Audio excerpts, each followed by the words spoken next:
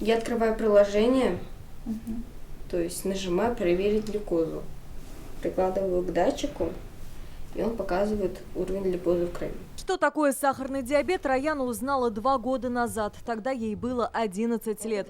Сегодня она легко управляется с инсулиновой помпой и по 70 раз в день измеряет глюкозу в крови. Год назад болезненную процедуру прокола пальцев заменили на специальный датчик мониторинга. Он крепится на предплечье, при этом под кожу на 5 миллиметров вводится тонкая игла. При помощи датчика я вижу тенденцию, когда идет сахар, то есть он может показать, медленно вверх идет сахар, быстро вверх, медленно вниз или быстро вниз. И при помощи информации мне намного легче компенсировать диабет. Теперь жить с диабетом Раяне стало легче, а вот семейный бюджет трещит по швам. Одного датчика хватает ровно на 14 дней.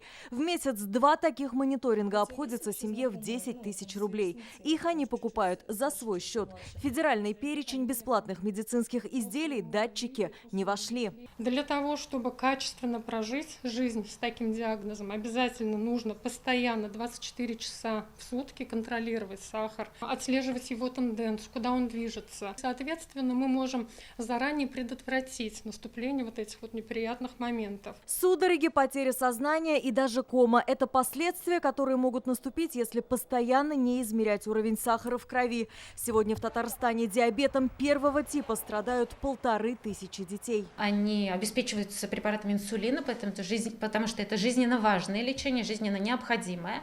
И для контроля уровня сахара в крови у них у всех есть глюкометр, причем в нашей республике у детей глюкометры, высокая точность которых доказана многочисленными, в том числе и международными клиническими исследованиями, и тест-полосками для проведения этих процедур. Недавно родители детей-диабетиков узнали, что в ряде субъектов такие датчики смогли включить в федеральный перечень и выдают бесплатно. С просьбой о помощи родители обратились в прокуратуру республики. Как сообщили в надзорном ведомстве, только в ноябре к ним поступили 115 обращений от родителей. Проверка еще не окончена. Почему датчики не дают бесплатно детям-диабетикам? С таким вопросом мы обратились в Министерство здравоохранения Татарстана.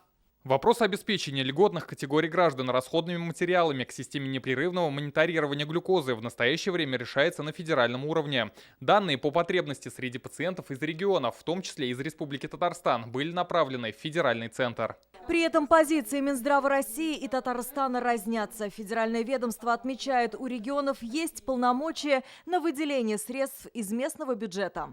Органы государственной власти субъекта России вправе устанавливать за счет средств бюджета субъекта России дополнительные меры соцподдержки. Таким образом, решение об организации обеспечения населения субъекта России медизделиями, не включенными в перечни, за счет средств регионального бюджета принимаются органами государственной власти субъекта России самостоятельно. Этими полномочиями уже воспользовались в ряде регионов страны. Бесплатно датчики мониторинга глюкозы в крови получают дети Брянской, Свердловской, Нижегородской, Белгородской областей, Краснодарского края и Республики Дагестан. В Московской области и Санкт-Петербурге разрабатывают необходимые изменения в федеральный перечень. Мы сегодня связались с Министерством здравоохранения Свердловской области. Здесь более 1700 детей с диагнозом диабет. Регион нашел порядка 100 миллионов рублей для обеспечения их бесплатными мониторингами. Надо рассматривать этот вопрос, да, смотреть на бюджет. Во-первых, если это дети, которые страдают сахарным диабетом и имеют инвалидность, то это полностью прерогатива федерального центра, и мы будем обращаться тогда в федеральный центр о том, чтобы эти препараты или необходимые комплектующие для определения, для измерения сахара в крови, какие-то приборы должны быть включены или в перечень лекарственных средств, или в перечень тех технических средств реабилитации, которые у нас получают за счет Фонда социального страхования. Законодательную работу могут начать только после обращения родителей. Они уже готовят коллективное письмо в Госсовет с просьбой обеспечить их детей датчиками сахара. Алия Хайрудинова, Алмаз Зиединов, ТНВ, Казань. Закажи рекламу на ТНВ. Телефон в Казани 5 705 100.